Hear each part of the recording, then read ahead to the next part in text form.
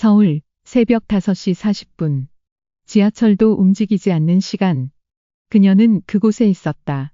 차가운 겨울 공기 속 하얀 입김을 내뱉으며 검은 패딩을 입은 한 여자가 학교 정문 앞에 우뚝 서 있었다. 정인, 34살, 전업주부. 그녀의 손엔 붉은 글씨가 선명한 플랜카드가 들려 있었다. 법원 인증상간녀, 자랑스럽다 윤다연. 누군가는 너무한 거 아니냐고 말하겠지. 하지만 이건 단순한 감정풀이가 아니다. 이건 정의였다. 그리고 복수였다. 그 복수의 시작을 당신도 함께 목격하게 될 것이다. 정의는 평범했다. 마트에서 장을 보고 아이를 챙기고 남편의 저녁을 준비하던 전업주부였다. 결혼 8년. 민재는 대기업 영업팀 과장. 언제나 바쁘고 가끔씩 술 마시고 그리고 최근엔 너무 늦게 귀가했다. 야근이 많아졌어. 부장님이 또 붙잡아서 회식이 길어졌어. 언뜻 들으면 그럴듯한 핑계. 하지만 정의는 알았다. 단순히 바쁘거나 피곤한 게 아니었다. 말투, 습관, 시선, 숨소리까지도 변해 있었다. 예전엔 거실 테이블 위에 던져 놓던 폰을 요즘은 항상 손에 쥐고 다녔다.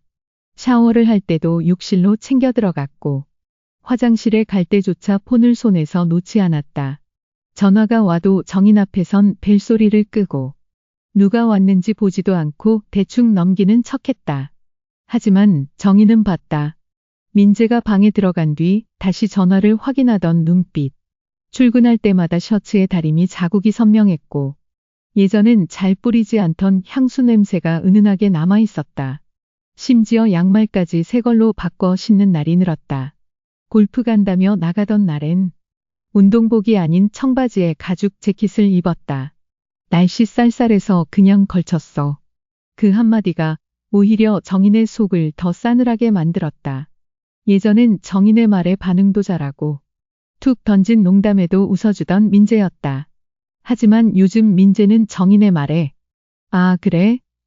됐어. 그 얘긴 그만 이런 식이었다. 대화가 아니라 차단처럼 느껴지는 말투. 눈빛도 항상 흐리멍덩하거나 피곤해 보였고 눈을 마주치는 시간이 점점 줄어들었다. 정인은 어느 순간부터 민재와 식탁에 앉아도 혼자 밥을 먹는 기분이었다. 이상한 긴장감. 그건 여자의 직감이었다. 그가 집에 들어오지 않는 날이면 심장이 철렁 내려앉았다. 어느 토요일, 민재는 평소보다 훨씬 이른 시간에 옷을 챙겨 입고 나왔다. 새로 산 운동화, 깔끔하게 왁스 바른 머리, 흰 셔츠 위엔 브랜드 로고가 박힌 골프 베스트. 골프 약속 있어. 점심은 나가서 먹을 거니까 너무 신경 쓰지 마. 정인은 아무 말도 하지 않았다. 그저 고개를 끄덕였을 뿐이다. 하지만 민재가 현관문을 닫는 순간 정인의 눈은 이미 멈춰 있었다. 그의 신발, 향기, 손에 꼭 쥔 휴대폰, 그리고 무심한 인사. 이미 그녀의 머릿속에는 하나의 생각이 떠올랐다. 오늘이다. 오늘 확인해야 한다. 조심스레 안방으로 들어가 노트북을 켰다. 민재의 비밀번호는 언제나 같았다. 우리 결혼기념일 8자리 숫자. 딸깍. 잠금이 풀리고 바탕화면이 켜지는 순간 정인의 손끝이 덜덜 떨리기 시작했다. 브라우저 방문 기록, 이메일, 로그인 자동 저장 내역. 하나하나 뒤지다 그녀는 어떤 검색어에 멈췄다. 호텔 예약, 모텔 위치, 윤다연 인스타그램. 윤다연. 생전 처음 보는 이름이었지만 그 순간 정인은 본능적으로 느꼈다. 이 여자가 민재와 관련 있다. 인스타그램을 열자 윤다연의 계정은 비공개였다. 하지만 다행인지 불행인지 민재의 인스타그램엔 그녀가 좋아요를 누른 흔적이 남아 있었다. 더 충격적인 건 민재의 사진첩에서 찾은 다영과 함께 찍은 셀카들이었다. 커플처럼 나란히 앉아 찍은 카페 사진, 호텔 창문 앞에서 찍은 단둘의 거울 셀카, 심지어 민재가 회식이라며 늦게 귀가한 날의 날짜와 정확히 일치했다.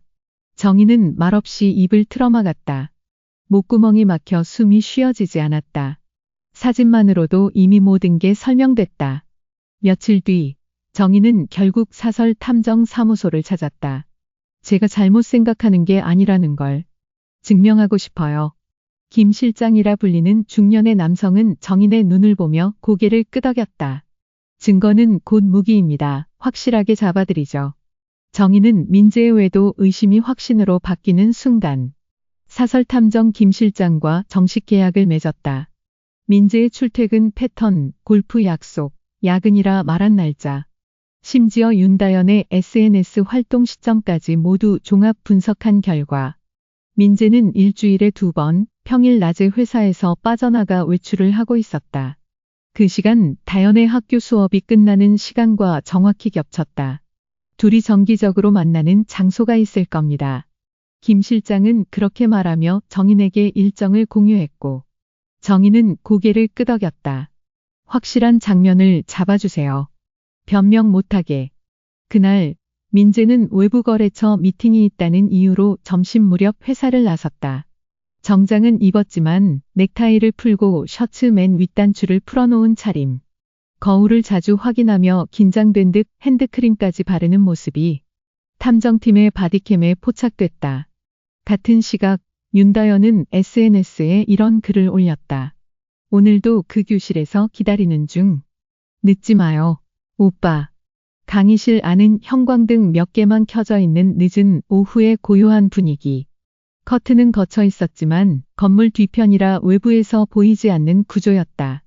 그 중앙 교수 책상 위에 다연이 앉아 있었다. 민재가 들어오자 그녀는 환하게 웃었다. 흘러내린 머리는 빗지도 않았고 얇은 셔츠는 앉은 자세 탓에 가슴 라인까지 자연스럽게 드러났다. 진짜 왔네. 교수님 수업 없다고 했잖아요. 여긴 우리만의 아지트니까. 민재는 말없이 다가가 그녀 앞에 섰다. 다연은 살짝 다리를 벌려 민재가 그 사이로 자연스럽게 들어설 수 있도록 유도했다. 민재는 한 손으로 그녀의 허벅지를 감싸며 다리를 감았고 다른 손은 그녀의 머리를 쓰다듬으며 얼굴을 감쌌다. 숨소리 외엔 아무 소리도 없었다. 다연은 눈을 감고 그의 손에 입을 맞췄고 그 입술이 민재의 턱선을 따라 올라갔다. 민재는 입술을 깨물며 그녀를 끌어안았다. 탐정팀의 촬영 장비는 방음창 너머로도 모든 장면을 포착하고 있었다. 특수 망원 렌즈는 창문 틈 사이로 그들의 동작, 표정, 눈빛까지 기록했다. 탐정팀 보고 불륜 관계 특성상 은밀하게 움직이나 해당 장소 반복 사용, 행동 친밀도, 물리적 접촉, 대화 내용으로 보아 단순 만남 수준 아님. 그날 밤 정인에게 전달된 영상 파일. 정인은 거실 조명을 끄고 노트북 앞에 앉았다. 마우스를 천천히 움직여 영상 재생 버튼을 클릭했다. 영상 속 민재의 눈빛은 8년을 함께한 남편의 모습이 아니었다. 그의 손끝, 그의 자세, 그의 표정. 모두가 사랑하는 연인 그 자체였다. 정인은 숨을 멈췄고 끝내 영상을 다 보지 못하고 말없이 눈을 감았다. 정인의 마음속에서 누군가를 사랑했던 감정은 완전히 사라졌다. 대신 증거로 그들을 무너뜨리겠다는 의지만 남았다. 그날은 금요일. 민재는 아침부터 기분이 들떠 있었다. 정인은 그런 그의 모습을 보며 다시 한번 느꼈다. 오늘 또 만나겠구나. 다연이라는 애를. 민재는 퇴근길 오늘은 회식이 늦을 것 같아 부장님이 안놔주신대. 그런 문자를 보내고 나가선 정인의 연락을 받지 않았다. 하지만 이미 민재의 차량은 탐정의 GPS 추적기에 찍혀 있었다. 민재는 회사 근처를 벗어나 도심 외곽의 작은 공원 근처 주차장으로 향했다. 해가 지고 갑작스럽게 쏟아진 폭우의 거리는 적막했다. 비는 생각보다 거세게 내리고 있었다. 차창 밖 거리엔 사람 하나 보이지 않았고 가로등 불빛만이 어둠을 누르고 있었다. 그때 주차장 입구에 택시 한 대가 조용히 멈춰섰다. 운전석 창문이 살짝 열리며 기사와 누군가 짧게 인사를 주고받았다. 그리고 뒷문이 열렸다. 윤다연이었다. 우산 없이 급하게 뛰어내린 다연의 어깨에 빗방울이 그대로 쏟아졌다. 얇은 니트는 순식간에 물을 머금었고 밀착된 옷 사이로 젖은 머리카락이 어깨와 목덜미에 철썩 붙었다. 젖은 머리를 가볍게 쓸어넘기며 그녀는 민재의 차량이 멈춰있는 방향으로 재빨리 뛰기 시작했다. 발걸음은 가벼웠고 운동화 밑창이 물을 밟을 때마다 찰박 소리가 났다. 비에 젖은 치마는 허벅지에 들러붙었고 니트 속 실루엣이 은근하게 드러났다. 차량 조수석 문을 열고 타기 직전 다현은 민재의 차량 유리창 너머로 웃으며 손을 흔들었다. 민재 역시 고개를 끄덕이며 그녀를 반겼다. 문이 닫히는 순간까지 그녀는 말 그대로 몰래 만나는 사람을 향한 설렘을 숨기지 않았다. 윤다현이 조수석 문을 닫자마자 비 내리는 소리만이 차 안을 가득 채웠다. 엔진은 꺼져 있었고 대시보드의 시계만이 어둠 속에서 희미하게 빛났다.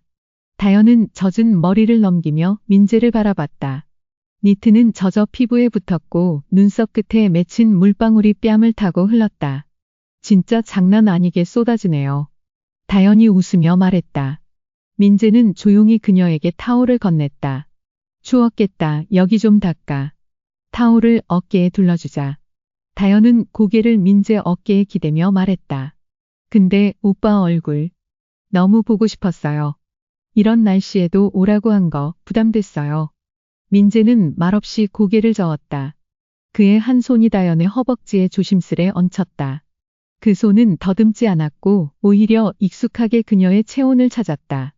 다현은 민재의 손을 자신의 손등으로 덮었다. 조용히 천천히. 그녀는 민재의 어깨에 몸을 맡긴 채 속삭였다. 요즘 자꾸 진짜로 기대하게 돼요. 오빠 말대로면 곧 정리한다면서요. 나 너무 좋아하면 안 되는 거죠? 민재는 다현을 바라보다 조수석 쪽으로 몸을 기울였다. 그녀의 머리를 감싸 안고 이마에 조심스레 입을 맞췄다. 조금만 더 기다려줘. 정인하고는 이미 마음 떠난 지 오래야. 변호사도 만났고 다음 달이면 정식으로 이야기할 거야. 내가 마지막이었으면 좋겠어. 다현의 눈에 희미하게 눈물이 맺혔다. 하지만 곧 고개를 끄덕이며 민재의 팔을 감싸 안았다. 차량 내부는 점점 습기로 가득 찼고 창문엔 하얀 김이 서렸다. 조수석 창에 찍힌 다현의 손바닥 자국이 서리 속에서 천천히 흐려졌다. 그 순간 차체가 아주 미세하게 흔들리기 시작했다.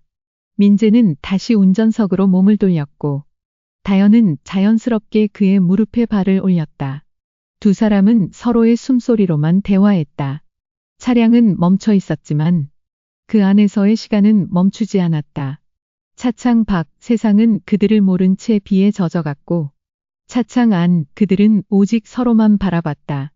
탐정팀의 관찰보고 차량 정지 시간 1시간 7분, 내부 김서림 발생 6분 후 모션 감지, 이후 지속적 흔들림 감지. 탑승자 간 대화 내용은 조금 불명확하나 키스 및 접촉 확정. 정희는 두 파일을 연달아 봤다. 처음은 놀람, 다음은 절망. 그리고 세 번째로 찾아온 건 분노였다. 정희는 파일을 전부 본 뒤 밤새 단 한숨도 자지 못했다. USB 2개. 강의실에서 민재의 손길을 받아들이는 다현. 비 오는 밤 차량 안에서의 은밀한 행동들. 이제 이건 단순한 의심도 감정도 아니었다. 정희는 자신이 그동안 얼마나 무방비했고 얼마나 조용히 속고 있었는지를 절감했다. 그리고 결심했다. 얘네 둘 그냥 넘어가게 두지 않을 거야. 정희는 서울 시내의 가정전문 변호사 사무실을 찾았다. 상담실에 들어서자마자 가방 안에서 USB를 꺼냈다. 여기다 있어요. 시간, 장소, 정황, 얼굴, 접촉, 대화. 전, 이혼도 불사할 준비돼 있어요. 하지만 그 전에 이 여자, 윤다현. 이 사람부터 먼저 끝내고 싶어요. 변호사는 파일을 검토한 뒤 짧게 말했다. 이 정도면 민사소송 바로 진행 가능합니다. 위자료 청구액은 2천, 3천까지 가능하고 필요하시면 남편은 형사고소 병행도 고려해 볼 수 있습니다. 정희는 고개를 끄덕였다. 형사까지는 안 가도 돼요. 대신 학교에, 회사에 다 알리고 싶어요. 조용히 넘어가지 않는다는 걸 보여주고 싶어요. 3일 뒤 정희는 법원에 상간자 위자료 청구 소장 접수를 마쳤다. 윤다연 앞으로 내용 증명이 발송됐다. 당신은 혼인관계를 침해한 불법 행위의 당사자로 민법 제750조에 의거 손해배상 청구 대상자임을 알립니다. 정희는 법적 대응과 동시에 윤다연이 다니는 대학학과 커뮤니티에 익명 글을 올렸다. 윤다연 학생 5월 1차량 내 불륜 장면 영상 다수 확보돼 있습니다. 본교 명예를 위해 스스로 정리하시길 권합니다. 그리고 이틀 뒤 정희는 마지막 한 방을 준비했다.